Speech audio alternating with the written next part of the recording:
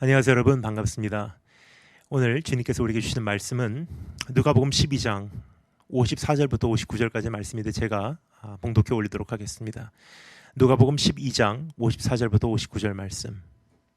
또 무리에게 이르시되 너희가 구름이 서쪽에서 이는 것을 보면 곧 말하기를 소나기가 오리라 하나니 과연 그러하고 남풍이 부는 것을 보면 말하기를 심히 더우리라 하나니 과연 그러하니라. 외식하는 자여 너희가 천지의 기상은 분별할 줄 알면서 어찌 이 시대는 분간하지 못하느냐. 또 어찌하여 옳은 것을 스스로 판단하지 아니하느냐. 네가 너를 고발하는 자와 함께 법관에게 갈 때 길에서 화해하기를 힘쓰라. 그가 너를 재판장에게 끌어가고 재판장이 너를 옥절에 넘겨주어 옥절이 옥에 가둘까 염려하라. 네가 내게 이르노니 한 푼이라도 남김이 없이 갚지 않고서는 결코 거기서 나오지 못하리라 하시니라. 하나님의 말씀입니다. 다 같이 기도하겠습니다. 주님 감사합니다.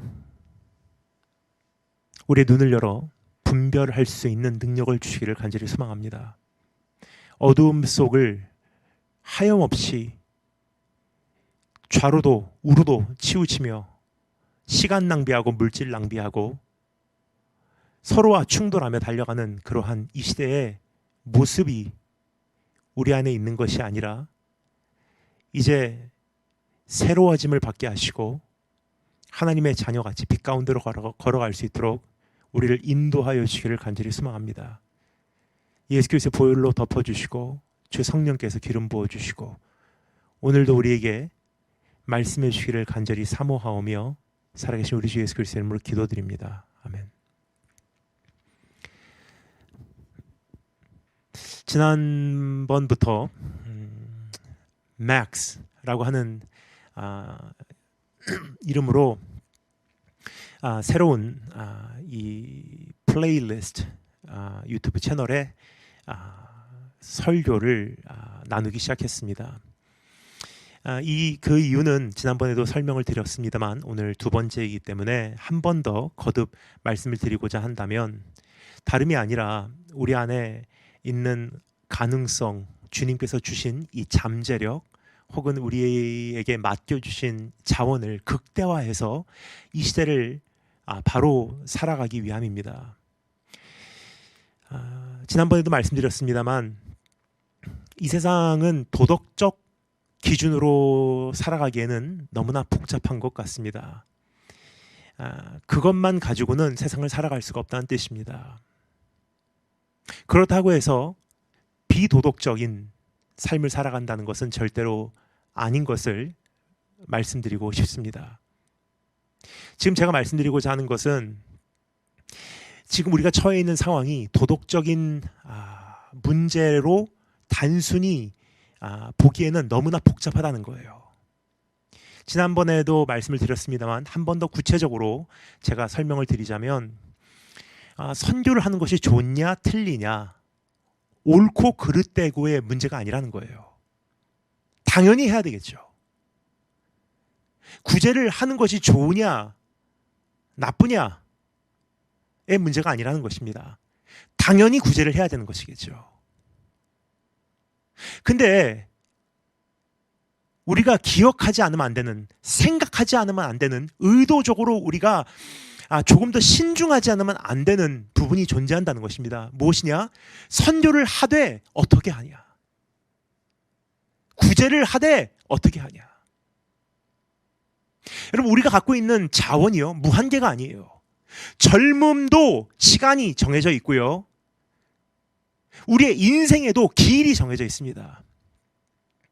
뿐만 아니라 주님께서 우리에게 허락하신 이 물질적 자원도 우리에게는 잘 관리할 만한 요구가 주님께로부터 우리에게 위탁됐다는 사실을 다시 한번 기억하기를 원합니다.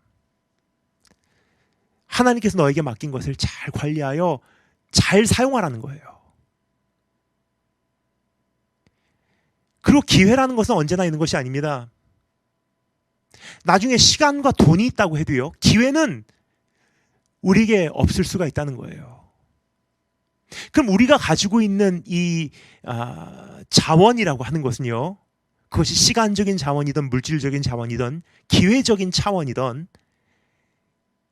모든 것이 다 한정되어 있는 것인데 이것을 어떻게 활용하냐가 우리에게는 너무나 중요하다는 거예요.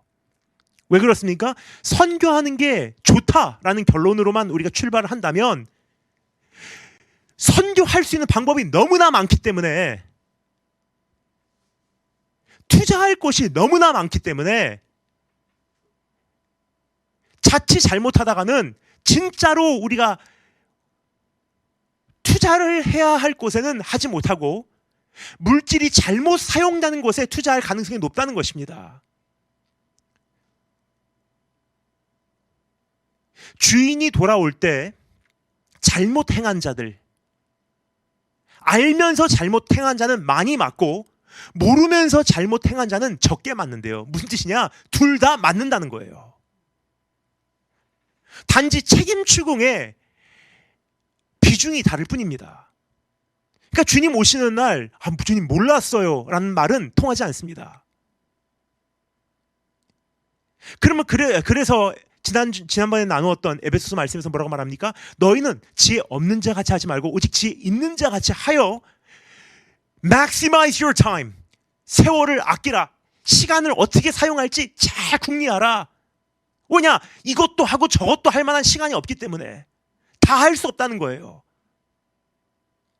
선교하는 게 좋다라는 그 도덕적 기준으로만 출발을 한다면요, 이 선교사님도 좋고 저 선교사님도 좋고 선교에 이러한 곳에 투자하고 저러한 곳에 투자하고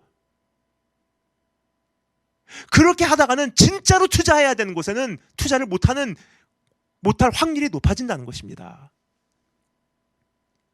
우리가 단순히 선물을 줄 때도 그렇지 않습니까? 개인 관계에서 누구에게 선물을 줄 때 선물을 줬는데 필요 없는 선물들이 있어요. 마음은 귀하겠죠.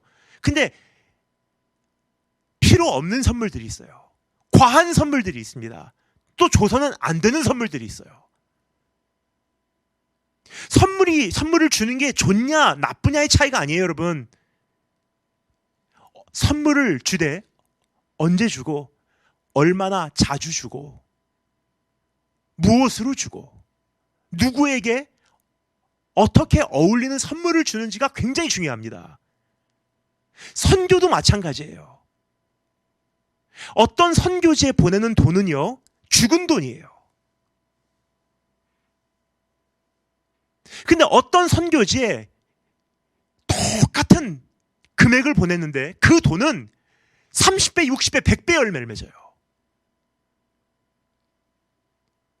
어떤 선교지에서는 그 돈이 사실 무의미한 돈으로 오히려 잘못 활용되는 경우가 많습니다.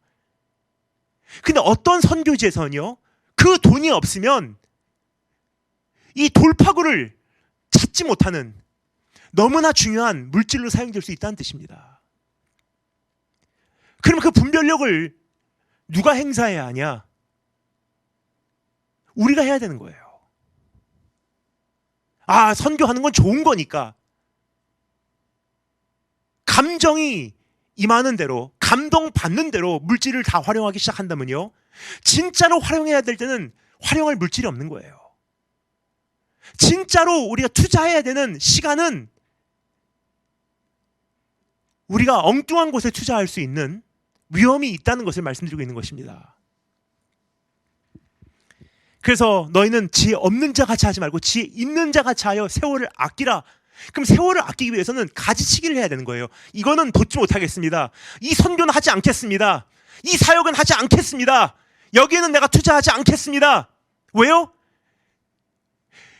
지혜 있는 자 같이 곰곰이 이 복잡한 세상에 수많은 이 선택의 여지 속을 내가 파헤쳐 나갈 때 이것은 아니라는 기준이 있는 거예요. 이거는 내가 연루될 만한 가치를 못 찾겠습니다.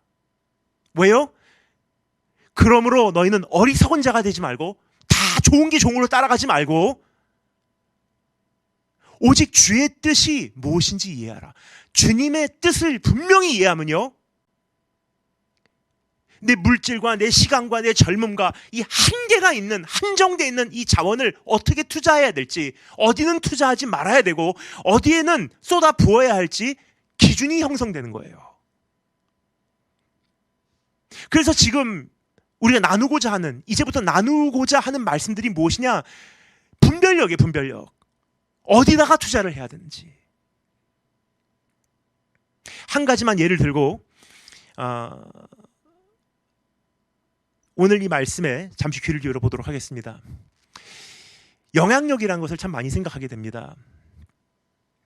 저는 지나온 15년간 미국에서 모든 것을 정리하고 선교사로 파송된 이래로 참 많은 곳에서 말씀을 전해왔습니다. 그런데 어떤 분들은 왜 이런 곳은 안 옵니까? 왜 저런 곳은 안 갑니까? 라고 가끔 질문을 물어보시는 분들이 계세요. 근데 물론 시간이 맞지 않아서 안 가는 곳도 있고요. 물론 아직 때가 아니기에 못 가는 곳들도 있다고 생각을 합니다. 근데 지금까지 지나온 15년간 선교지든 제가 말씀을 나누는 강단이든 하나님 앞에서 양심적으로 선택을 해왔어요. 가장 길게, 가장 깊게, 가장 넓게 갈 수 있는 발판이 어디인가? 뭐냐? 저에게 주어진 이 시간적 한계가 있고요. 몸은 하나고 물질도 한계가 있고 체력도 한계가 있기 때문에, 그래서 하나님 앞에 하나님을 경외하는 마음으로 양심적으로 한 번을 해도 가장 영향력 있게 내가 주님을 섬길 수 있는 방법이 무엇일까? 왜냐? 극대화해야 되잖아요. 그래서 제가 나름 세운 3가지 기준이 있어요. 가장 길게, 가장 깊게, 가장 넓게. 가장 길게라는 건 무엇이냐? 단번에 번쩍하고 없어지는 사역이 아니라 롱런할 수 있는 사역을 할 수 있는 그 자리로 내가 가겠습니다. 어떤 사역에 연루되면 그 당시는 번쩍하겠죠. 근데 롱런하는 것에 장애물이 되는 사역들이 있어요. 두 번째, 가장 깊게라는 것은요, 지상 사역뿐만이 아니라 지하 사역도 할 수 있다는 거예요. 구원받은 99마리의 양만이 아니라 잃어버린 한 마리 양까지도 다가갈 수 있는 체계로 가야 되는 거예요. 노출이 되는 것 좋습니다. 왜냐? 이것도 영향력의 한 부분이기 때문에. 그러나 어디까지 노출되냐? 기준이 있어야 되는 거예요. 왜냐? 너무 많이 노출되면요, 이제는 숨고 싶어도 숨지 못하는, 지하교회를 방문할 때도 노출돼 버리는, 오히려 지하교회에서 나보고 오지 말아라. 왜냐? 당신이 우리 교회에 오면은 우리 모두 드러난다. 그럼 내가 사역할 수 있는 공간은 하나님 나라의 반쪽밖에 안 되는 거예요. 공개 사역. 진짜로 주님께서 관심 갖고 계신 99마리의 양이 아니라 잃어버린 한 마리 양에게는 다가가지 못하는 옷을 입어서는 안 된다는 것입니다. 그래서 양심적으로 어디까지는 노출이 돼도요, 그 이상은 가지 않겠습니다라는 제 나름대로의 기준이 있는 거예요. 그리고 세 번째, 가장 넓게 사역할 수 있는 것이 무엇이냐? 가장 넓게라는 것은요, 유명세를 탄다는 뜻이 아닙니다. 많은 관중이 모이는 곳을 찾아간다는 뜻이 아닙니다. 가장 넓게 사역한다는 것은 무엇이냐? 보수에게도 다가갈 수 있고 중고등부, 청년들에게도 다가갈 수 있고 많이 배운 학식이 높으신 분들께도 다가갈 수 있고 정말 그 서민들에게도 다가갈 수 있고 연예인에게도 다가갈 수 있고 선교사님들께도 다가갈 수 있고, 그러니까 다양한 사회 분야 여러 가지 층들이 있잖아요. 사회에 여러 영역들이 존재하지 않습니까? 근데 어떠한 강단에서 말씀을 외치면요, 보수적인 교회에서는 오지 말라 그래요. 또 어떤 강단에서 말씀을 외치면요, 청년들이 싫어합니다. 그 강사는 안 불러요. 그러면 저에게는 그 영향력이 축소가 되는 거예요. 저를 통해서 하나님께서 선포하시고자 하는 이 복음이 너무나 귀한 거라면 내 자신을 어떻게 관리하냐에 따라서 이 복음이 오늘 이 강단에서 선포하고 저는 좋을 수 있죠. 근데 저는 속 시원하게 이 강단에서 선포한 다음에 어느 교회에서 이제 오지 마십시오 그러면 저로 인해서 하나님 복음이 막혀버리는 비극이 일어납니다. 그래서 신중해야만 했던 것입니다. 가장 길게, 가장 깊게, 가장 넓게 보수 교회도 군부대도 연예인들도 신학교에서도 갈 수 있는 토탈 미션, 그 어느 곳에서도 복음을 전할 수 있는 만능 사역자로 살아야 되겠다. 청소년에게도 통하는 말씀, 어르신들께도 통하는 말씀, 하나님 앞에서 기준은 굽히지 않지만 그 누구에게도 필요한 말씀. 왜요? 복음이라고 하는 것은 링구아 프랑카, 세계 공통어예요. 그래서 저는 청소년 전문 사역 해본 적이 없습니다. 왜냐? 청소년의 용어로 말한 적도 없고요. 청년들이 좋아하는 유행어를 사용하면서 하나님 말씀을 선포한 적도 없습니다. 왜요? 복음이면 충분하지 않습니까? 다양한 예화를 다 갖고 와서 누구를 즐겁게 하고자 말씀을 전한 적도 없어요. 왜 그렇습니까? 예수 그리스도면 충분하지 않습니까? 세상 시사와 정치에 대해서 언급하고 싶은 마음도 없어요. 왜요? 하나님 말씀만 이야기하다가도 시간이 모자른데 하나님의 예수 그리스도의 값진 보혈로 구입하신 값진 He purchased this pulpit with His precious blood. 예수 그리스도의 값진 보혈로 직접 사신 이 강단에 허락된 시간을요, 다른 얘기하다가 끝날 수 없다고 생각했습니다. 이것이 지나온 15년 동안 사역을 해온 제 사역자의 양심입니다. 근데 이것을 그냥 할 수 있었냐? 아니에요. 분별을 해야 됐기 때문에 시작된 일들이에요. 분별하면서 여기는 가고 여기는 가지 않고, 여기서는 정말 불쾌하게 생각하시지만 못 가겠습니다. 거절을 해요. 왜요? 가면 안 되는 곳이니까. 사역자는 복음으로 어디든 가야 하기 때문에 몸에 색깔이 배어져서는 안 되거든요. 그 색깔이 몸에 칠해지지 않도록 무색으로 부르는 곳이면 언제든지 누구에게든지 장애물 없이 복음 들고 달려갈 수 있도록 지금까지 최선을 다해서 노력해 왔습니다. 오늘 이 말씀에서 주님께서 다시 한 번 더 우리에게 요구하시는 음성이 있습니다. 분별하라는 거예요. 특별히 오늘 이 말씀에서는요, 때를 분별하래요. 여러분, 주님은 영원하신 분이시지만 우리는 시간이라는 공간 안에 살고 있어요. 그래서 이 시간 안에서밖에 못하는 일들이 있는 거예요. 그리고 어떠한 시대에는 어울리지만 어떠한 시대에는 어울리지 않는 사역들이 존재합니다. 어떠한 곳에서는 어울리지만 어떠한 곳에서는 어울리지 않는 사역들이 존재하는 거예요. 예를 들까요? 병치유라는 것도 굉장히 중요해요. 누구에게 손을 얹어서 병이 치유받았다. 귀해요. 그런데 그것은 우리나라에서 만약에 행한다면 뭐 집회하고 거기서 은혜 받고 끝나겠죠. 근데 그것을 만약에 중동에서 하거나 중국에서 하잖아요. 부작용이 있어요. 숨어서 들어간 지하교회에서 몇 명 모이지 않은 곳에서 병치유의 은사를 행하잖아요.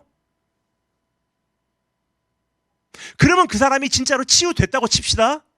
어떻게 되겠습니까? 그 사람은 자기 삶으로 돌아가서요, 어떻게 치유받았니? 사실은 이런 기도 모임에서 내가 치유받았어. 그럼 어떻게 되겠습니까? 다음 주 그 자리에는 공안들이 들이닥칩니다. 그럼 병치유라는 거 하나 때문에 복음이 이제부터는 그곳에서 선포되지 못하는 비극이 일어나는 거예요. 그래서 주님께서 어떻게 하십니까? 모든 은사 중에, 모든 성령의 열매 중에 가장 마지막이 무엇입니까? 절제예요. 병치유 능력이 있어도 은사를 행할 수 있지만 행하지 않는 것. 사역을 할 수 있어도 다 하는 게 아니라 절제하는 것. 다 갈 수 있지만 다 하지 않는 것. 모든 것이 가하지만 모든 것이 유익하지 않는 거예요. 분별력이에요. 그뿐입니까? 우리 주님께서도 병치유를 하시고 십자가를 향해서 돌진하는 그 마지막 단계 전까지만 해도요, 주님께서 어떻게 하셨습니까? 병치유를 하시고 뭐라고 말씀하셨어요? 누구에게도 말하지 말래요. 왜요? 진짜 중요한 teaching, preaching, 가르치고 복음을 외치는 사역이 막혀버리기 때문에.